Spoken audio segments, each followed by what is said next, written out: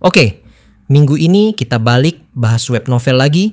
Jadi 5 sampai dengan 6 volume ke depan isinya adalah lanjutan cerita dari isi chapter paling terbarunya. Judul dari chapter ini adalah Sarah. Jadi udah jelas semua isi ceritanya adalah tentang Sarah Kromis dan kenapa dia bisa naik menjadi hunter level 9. Serta bisa datang menuju ke dalam negara Zebruddia. So, tanpa berlama-lama, mari kita langsung bahas aja semuanya. Kekaisaran Zebruddia berdiri megah sebagai salah satu negara adidaya paling berpengaruh di dunia. Negeri itu berkuasa bukan hanya karena politik atau militer, tetapi juga karena fondasinya yang berdiri tepat di atas aliran ley line yang amat kuat. Urat nadi sihir yang tak ternilai harganya. Bagi para treasure hunter, Zebruddia bukan sekadar negara. Ia adalah tanah suci, penuh dengan legenda dan peluang. Disinilah berdiri ribuan treasure vault, ruang penyimpanan misterius yang menyimpan harta, artefak, dan kekuatan. Barang siapa cukup kuat untuk menaklukkannya, maka segala impian manusia, kekayaan, ketenaran, hingga kekuasaan dapat diraih. Gaung nama Zebruddia sudah lama menggema, bahkan hingga ke kota-kota terjauh. Dari benteng pertahanan yang keras dan terasing, terrace, kisah-kisah tentang negeri adidaya ini sering terdengar. Namun, meski berkali-kali mendengar ceritanya, sang gadis kecil yang dikenal sebagai Little Witch tak pernah menyangka bahwa suatu hari ia benar-benar akan menjejakkan kakinya di tanah ini. Perjalanan ke Zebruddia bukanlah sesuatu yang bisa dilakukan dengan mudah. Bahkan untuk sekadar meninggalkan terrace, ia harus melewati rangkaian peraturan ketat. Kota benteng yang terkenal sebagai Demon Realm Terrace tidak mungkin membiarkan satu-satunya hunter level 8 menghilang begitu saja dalam waktu lama. Ketika ia hendak menjalani ujian sertifikasi menuju level 9, kota itu bahkan harus memanggil hunter terbaik dari berbagai negeri sekitar untuk mengisi kekosongan. Dengan begitu, keberangkatan ke Zebruddia menjadi sesuatu yang nyaris mustahil. Maka ketika ia akhirnya benar-benar berdiri di tanah ibu kota kekaisaran ini, yang dirasakannya bukan sekadar keterkejutan, melainkan sebuah keberuntungan besar, mungkin yang paling berharga dalam hidupnya. Kepalanya masih sedikit berdenyut, efek khas dari penggunaan lingkaran sihir teleportasi, namun langkahnya tegak. Dengan status level 9 sementara, Kromis, Little Witch akhirnya tiba di pusat dunia, ibu kota kekaisaran Zebruddia. Para magi yang mengaktifkan lingkaran teleportasi menatapnya lekat-lekat. Sorot mata mereka menyimpan campuran rasa takut sekaligus ketertarikan, seolah menyaksikan sosok yang lebih besar daripada dirinya sendiri. Gadis itu hanya menghela napas kecil, menggenggam erat tangannya, lalu menatap sekeliling. Di hadapannya berdiri seorang pria besar yang tampaknya telah menunggu. Kepalanya botak, dihiasi tato mencolok, dan dari bibirnya tersungging senyum liar, senyum yang mengandung aroma bahaya sekaligus keganasan. Dari sorot matanya, jelas bahwa Zebruddia tidak akan menyambut siapapun dengan kelembutan. Orang yang baru datang itu memperkenalkan dirinya sebagai Gark Welter, sang kepala cabang asosiasi penjelajahan Zebruddia, yang kini tengah berdiri tegak di hadapan Little Witch. Tubuhnya yang besar dengan otot yang terlatih memancarkan aura seorang veteran yang pernah merasakan panasnya medan perburuan. Tato di kepalanya yang botak tampak berkilau samar di bawah cahaya batu sihir yang menerangi ruangan teleportasi. Dialah yang secara langsung mengundang gadis kecil itu ke ibu kota, sesuatu yang membuatnya sekaligus menjadi pintu gerbang, sekaligus pengawas bagi pendatang baru sepertinya. Ucapan sambutan terdengar ringan, namun membawa nuansa yang khas, gaya Zebruddia yang tidak pernah tunduk pada aturan kaku. Ia bahkan menyinggung peristiwa seorang hunter level 7 dari Nebula Nubes yang sempat membuat keributan. Bagi Gark, semua itu hanyalah hiburan, sejauh tidak ada nyawa yang melayang. Dari sikapnya, jelas terlihat bahwa kota ini sudah terbiasa dengan hiruk-pikuk kekuatan, seakan benturan antar hunter hanyalah bagian dari denyut nadi ibu kota. Little Witch merasakan ketegangan yang samar. Ia sadar, Zebruddia bukanlah tempat yang memberi ruang bagi kelemahan. Namun, ia pun tahu dirinya tidak akan sembarangan menggunakan kekuatan. Apalagi ketika Sarah, roh sihir yang menjadi bagian dari dirinya, masih belum sepenuhnya stabil setelah ujian level 9 yang berat.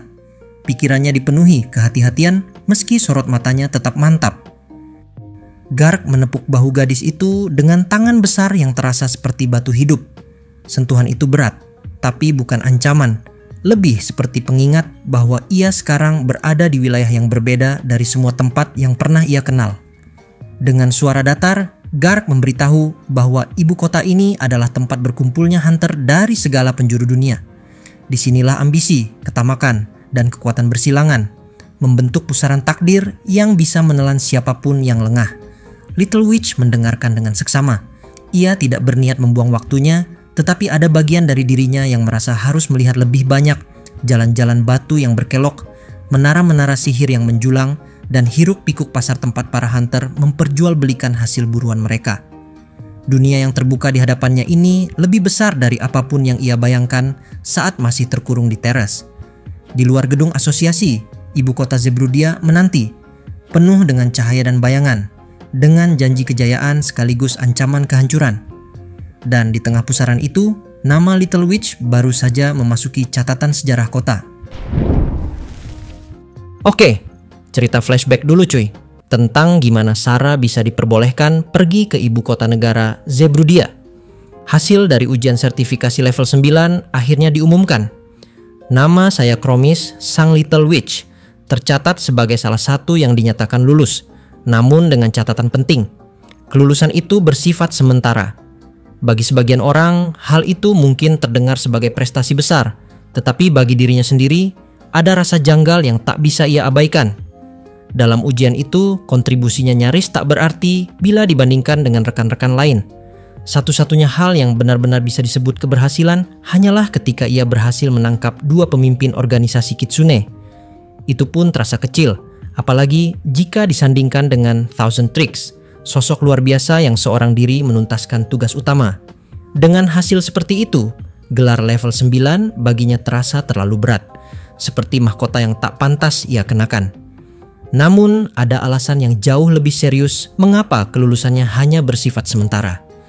Alasan itu bukan soal kemampuan dirinya semata, melainkan sesuatu yang selama ini menjadi inti kekuatannya. Sarah dianggap memiliki potensi bahaya yang tak bisa diabaikan. Keputusan itu jika dipikirkan lebih jauh memang masuk akal. Sejak awal, Sarah adalah sebuah kekuatan misterius yang tidak pernah sepenuhnya dapat dijelaskan. Bahkan saya sendiri tidak tahu siapa sebenarnya sosok yang selama ini mendampinginya.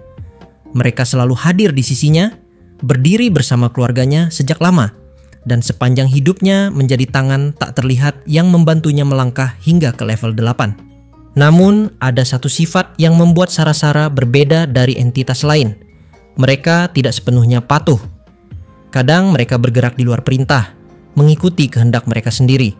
Jika dilihat dari sisi positif, itu memberi fleksibilitas dan kreativitas. Tetapi dari sudut pandang orang lain, fleksibilitas itu sama artinya dengan bahaya. Sebuah kekuatan yang berjalan dengan kehendaknya sendiri bisa menjadi sekutu yang tak ternilai atau ancaman yang tak terkendali. Lebih parahnya lagi, Sarah hanya muncul pada malam hari. Hingga titik itu, peran saya dalam hubungan mereka hanyalah sebagai saksi.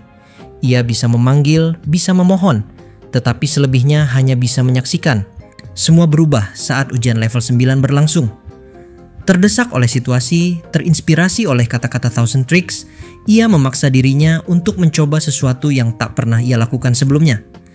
Membangkitkan Sarah di bawah cahaya matahari.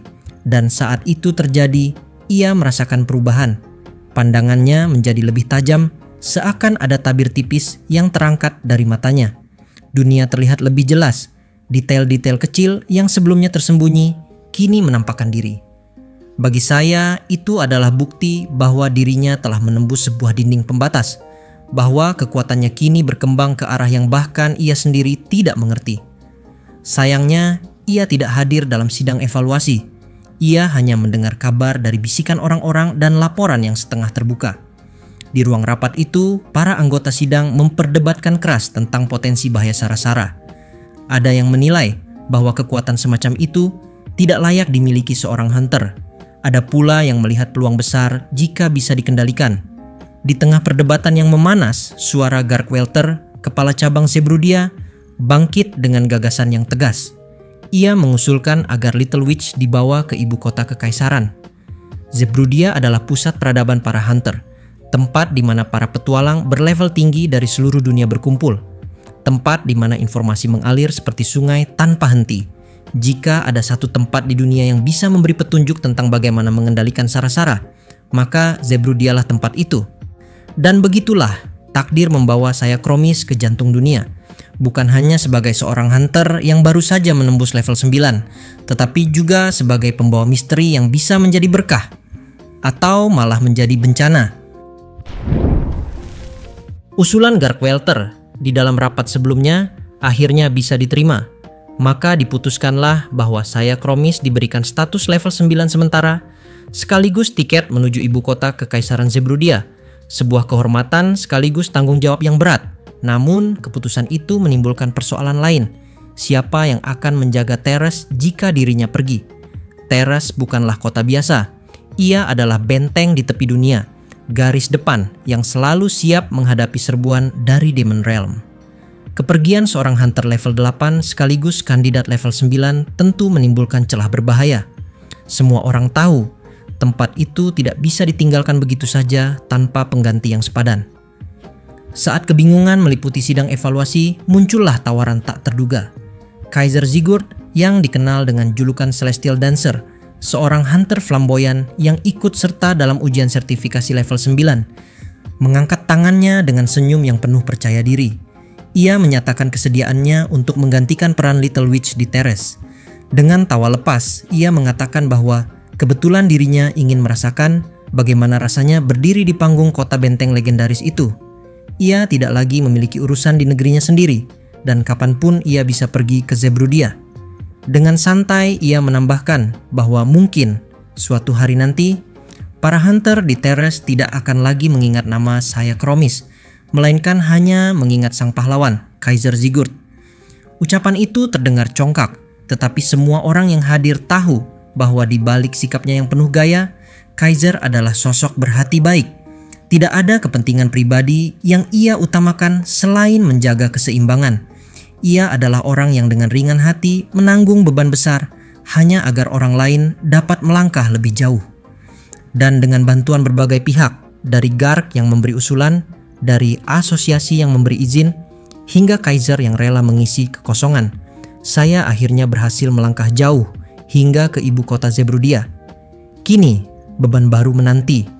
Ia tidak bisa kembali tanpa membawa petunjuk tentang Sara-Sara. Oke, flashbacknya udah selesai. Kita lanjut lagi, potongan cerita berikutnya. Keluar dari gedung asosiasi penjelajahan, saya merasakan sesuatu yang berbeda. Bangunan cabang Zerbrudia itu sama sekali tidak mirip dengan cabang Teres yang keras, yang hampir selalu dipenuhi suara benturan senjata dan aroma darah segar. Di sini, gedung itu tampak seperti sebuah menara elegan dengan dinding marmer hitam berkilau, menjulang seperti simbol otoritas dan kekuatan yang tak tergoyahkan. Begitu kakinya melangkah keluar, pandangan saya segera disergap oleh lautan manusia. Jalanan utama ibu kota terbentang luas di hadapannya, dipenuhi oleh kerumunan dari segala bangsa dan profesi. Para hunter bersenjata berjalan dengan gagah. Senjata mereka berkilau terkena cahaya matahari. Pedagang mendorong kereta besar berisi barang dagangan dari pelosok dunia. Logam, permata, rempah, bahkan artefak aneh yang tak dikenali.